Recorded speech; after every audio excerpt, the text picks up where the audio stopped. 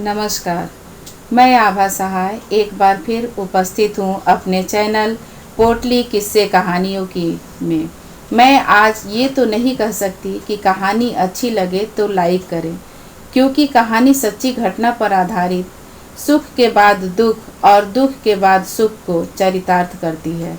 हाँ, कहानी को जितना हो सके उतना शेयर ज़रूर करें, कारण कि दुर्घटनाग्रस्त परिवार को ज़्यादा से ज़्यादा दुआओं की ज़रूरत है। वो कहते हैं ना कि दुआओं में बहुत ताकत होती है, तो आज उसी की ज़रूरत है। कहानी का शीर्षक है एक्सीडेंट। कहानी को अंत तक सुनिए और जानिए कि क्या हुआ दोनों मासूमों और उनके माता पिता के साथ। तो चलिए शुरू करती हूँ कहानी। 28 जुलाई 2022 सुबह 5 बजे की घटना ने नीता जी के पूरे परिवार, नाते रिश्तेदार सबको हिलाकर रख दिया। किसी को यकीन ही नहीं हो पा रहा था कि ये कैसे हो गया। हाय, ये क्या हो गया। उसी में कोई कहता कि माँ बाप ने बहुत अच्छे कर्म किए होंगे जो बच्चों की सांसें चल रही हैं, वगैरह वगैरह। 27 जुलाई शाम 4 बजे नीता जी अपने छत पर टहल रही हैं और बार बार फ़ोन पर समय देख रही हैं। आज उनका मन बहुत उदास है, क्योंकि आज ही तो उनकी बेटी दिया अपने दोनों बच्चों और पति के साथ ससुराल के लिए निकली है। ससुराल काफ़ी दूर था, जाने में 10-12 घंटे लग जाते हैं। नीता जी की बेटी अपने दोनों बच्चों को लेकर गर्मी की छुट्टी बिताने अपने मायके आई थी। दिया 2 भाइयों के बीच इकलौती बहन थी। दोनों भाई जी जान से अपनी बहन से प्यार करते। बेटी का स्वभाव ऐसा था कि सभी नाते रिश्तेदार भी उससे बहुत प्यार करते।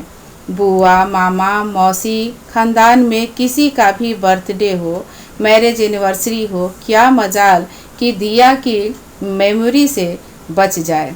सबके लिए ऑनलाइन केक गिफ्ट का प्रबंध करना बेटी दिया की जिम्मेदारी। ससुराल में भी दिया का बहुत मान जान है। उसका पति तो उस पर जान छिड़कता है। अभी 15 दिन ही उसके आए हुए हुआ था कि बुलाने चले आए। बच्चों के जाने से नीता जी का घर सूना हो गया। बच्चे दिन रात अपने ही में पूरे परिवार को उलझाए रहते। बेटी, दामाद और बच्चों के गए अभी थोड़ी देर ही तो हुई थी और नीता जी बेचैन हो रही थी। उनको लग रहा था कि बेटी सही सलामत अपने घर पहुंच जाए, तभी मैं चैन से सो पाऊंगी। ईश्वर से बार बार यही प्रार्थना कर रही थी कि हे भगवान, मेरी बच्चों को सही सलामत उनके घर तक पहुंचाओ। रात का समय है और कार से वो लोग जा रहे हैं। वो बार बार मन में आए बुरे ख्यालों को दबाती और दिया से बात करके कि बेटी कहाँ तक पहुँची थोड़ा इत्मीनान की सांस लेती। दिया से जब उनकी अंतिम बात हुई तो दिया अपने ससुराल से 1 घंटे की दूरी पर थी। दिया ने कहा, माँ तुम अब सो जाओ, मैं पहुँच जाऊँगी तो फ़ोन करूँगी। लेकिन नीता जी के आंखों में नींद कहाँ।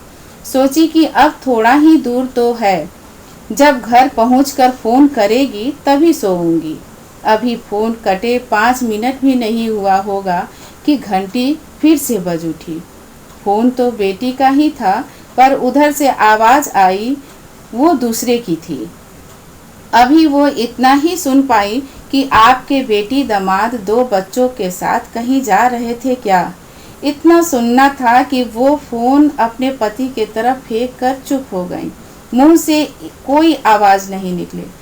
फ़ोन जब पति ने उठाया तो पता चला कि जिस गाड़ी से उनके बेटी, दामाद और बच्चे जा रहे थे उसका भयानक एक्सीडेंट हो गया है। इतना सुनना था कि दिया के पिता, जो खुद शुगर के पेशेंट थे और अपने बच्चों को दवा मानते थे, सन्न रह गए। फ़ोन करने वाला आदमी तो जैसे ईश्वर द्वारा भेजा गया दूत हो। आधे घंटे में ही एम्बुलेंस बुलाकर सबको एडमिट करवाया। उस समय चारों लोग बेहोश थे, केवल सांसें चल रही थी। जाको राखे साइयाँ, मार सके न कोई। और वही हुआ। अनजान जगह अनजान आदमी इस परिवार को बचाने के लिए प्रकट हो गया। ये सब नीता जी के प्रार्थना का ही फल है। इस परिवार को अभी भी प्रार्थना की ज़रूरत है, अतः जो पढ़े प्रार्थना करे कि जल्द से जल्द पूरा परिवार स्वस्थ होकर साथ रहे और घर में चारों ओर खुशियाँ छाए। धन्यवाद।